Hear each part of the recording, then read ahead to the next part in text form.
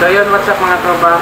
Magandang gabi. Kauwi ko lang at finally dumating na yung order natin na helmet. So ito yung katas ng sahod natin sa YouTube. Alright, so open na natin. Sana maganda.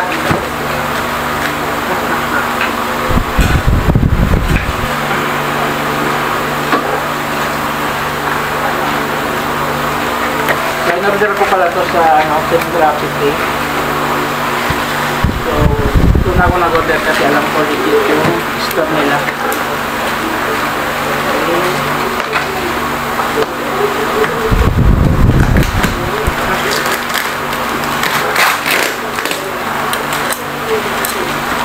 So, yun kung may papansin nyo, ito nga pala yung natawag dyan, waybill.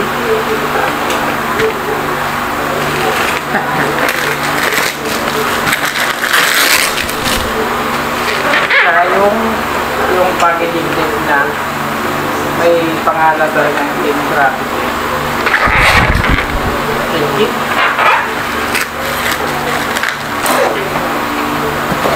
So yan, ito yung box niya. So pagbukas mo pa lang unang makikita. Tara! So may bag. Ang ganda yung bag niya. Tapos meron siyang 3 na lens.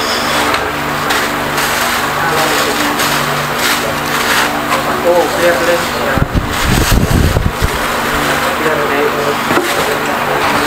Tapos ito. Uy, maganda yung ano niya, yung lagayan. Medyo makapal kaysa una kong nabili dati na manipis lang yung pila niya. Maganda yung lagayan niya. Tapos ito na yung laman. Uy, meron pala silang freebies. Oh, ang ganda ng packaging niya. Zipper. Uy, maganda. Yung ano pala nito mga tropa is washable yung foam niya sa loob. Tapos nakatagalan po, intercom ready natin.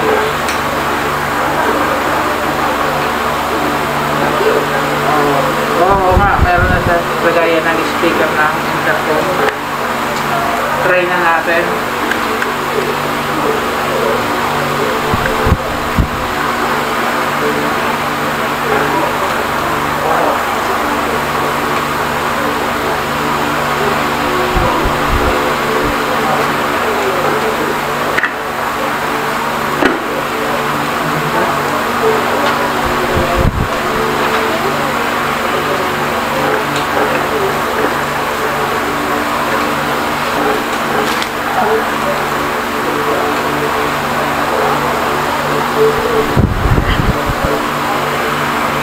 So yun, ang ganda ng quality ng Ibo helmet natin mga tropa. So, finish. Yung luma kong Ibo, matte finish siya. Tapos, yun nga lang, duminin. Kaya, ang napili ko ngayon is glossy. Glossy finish para yung ano, yung ulan, parang tatagos lang siya dito. Kung dudulas lang yung ulan sa shell ng helmet natin. Ayan, yung nabili ko pala sa sahod ng YouTube channel natin. Ito, tapos yung bag. Tapos, meron pa namang tira, pero bala ko pa-register ng motor natin pag nasusunod na rin ko. Pasok. Paano ba ito? Dual visor niya. I-slide mo lang to papunta papunta sa likod. Tapos kung hindi mo nagagamitin, papunta naman sa harap yung slide niya.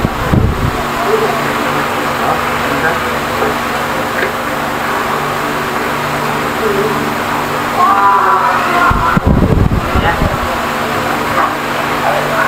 So bukas magagamit na natin. Ayan, so mayroon na tayong magagamit na helmet ngayon mga tropa. At ngayon, siyempre tulog yung anak ko.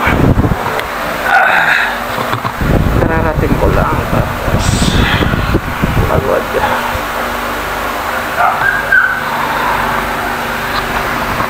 Ayan. Yan naman yung asawa kong pango. Nagtatrabaho tapos nanonood ng TV. Walang nagawa. So may magagamit na tayong helmet. Yun nga lang, yung luma kong helmet bala kong laban, tapos syempre maluwag na kasi yun eh. Pwede naman palitan natin ng padding, tapos magpapalit ulit ng visor, kasi nga yung visor niya kusa nang sumasara, hindi na siya sumabsabit. Kaya yun ang problema doon, kasi ang init sa loob. Once na gusto mong buksan yung visor, hindi pwede kasi bumabalik din. So yun, nagpasya na akong bumili ng bagong helmet para may mapunta naman yung sound natin sa YouTube. Okay, so siguro wala naman akong yung pala, yung bag na nabili natin, napakaganda, maganda gamitin. Kaso yung luma kong bag, nasanay ako doon kasi medyo maliit lang. Yung bago natin parang nakakailang gamitin kasi nga malaki, tapos mabigat. Siyempre marami din laman eh, wala lang pera.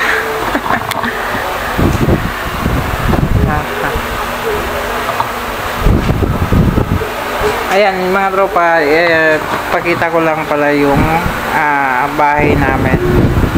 Pero hindi ito sa amin, nangungupahan lang kami dito. Okay, ito ko lang ngayon. Ayan, yan pala yung kusina namin. Kusina, pag-ikot mo, rep, tapos another rep, pero freezer yan.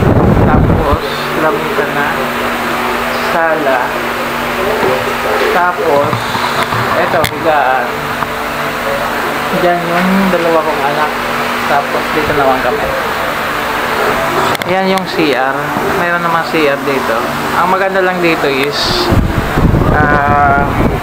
medyo mura lang yung upa, 3,000 lang. Sa iba or doon kung sa Manila to, siguro ang upa nito na 10,000 or tumaas pa. Studio type lang to, pero malaki naman, hindi naman kasikipan. Ayan, so medyo mahaba na yung daldal ko mga tropa. Mahaba na ba? Nag-unboxing lang tayo ng helmet, tapos napunta tayo sa house tour. So yun, nagpapahinga na ako kasi kararating ko lang at kakatapusin ko lang kumain. So medyo mahaba na ito mga tropa. Tatapusin na natin yung video na to, at maraming salamat. At maraming salamat sa mga nagsusupport at nanonood sa mga videos natin. So, hanggang dito na lang mga tropa. Maraming salamat at magandang gabi. Bye-bye.